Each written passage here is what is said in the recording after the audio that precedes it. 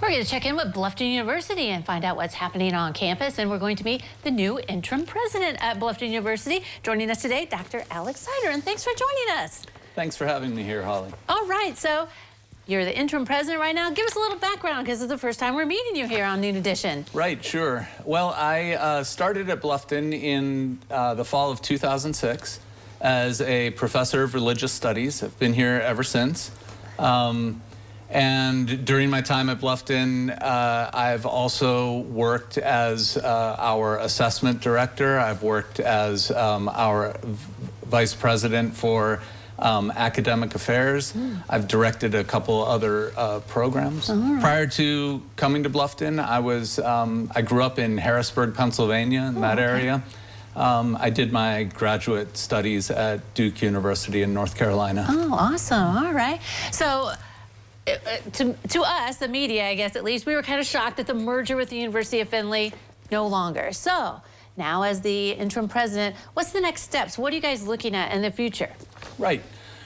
Well, you know, when institutions across the U.S. right now are proposing mergers, they do so knowing that those mergers don't always make it across the finish line. And we had gone into this merger with that set of assumptions as a possibility as well. And so we were positioned to continue to remain open and remain active and remain vibrant as a campus community and educational institution if the merger didn't go forward. And so we did have a lot of planning in place with the University of Findlay for the merger.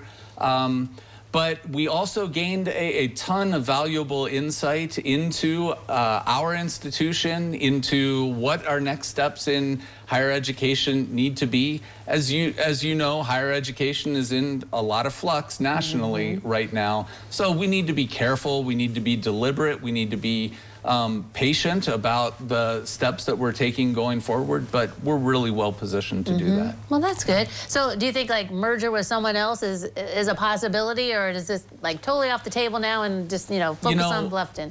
Sure, I'm sorry to talk over no, you you're there fine. for a second. But one of the things that I would say is crucial for us to understand in our region is that partnerships between higher education institutions are going to be key to the future of higher ed in this region in the state specifically, but probably also nationwide.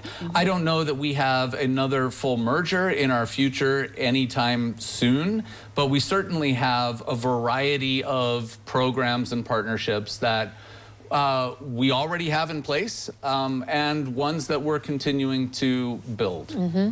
All right, so we're at the end. I mean, graduation is coming up soon. What, I think you said 7 weeks before we came on the air. That, so, you know, open houses and things to get, you know, new freshmen and get people interested in coming onto campus next year, right? So tell us more. Right. So we are working with our new student population. I think our first new student orientation occurs on April 5, and we're also, you know, looking at re-engaging our campus community in the town of Bluffton specifically, and so we've got an open house that we're planning specifically for community members to come on campus. That'll be April 10th in the evenings.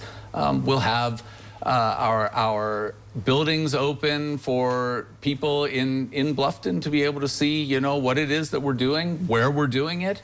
We'll also have, you know, the option for people to sit around and chat with our faculty and staff and me and the rest of the cabinet. Right, kind of a get to know you, kind Absolutely. of. We're in the community and we work together there. Yeah, very good. All right, so that is April 10th. Well, Doctor, thank you very much for joining us today. Nice to meet you. Nice to meet you too, and thanks so much for having me.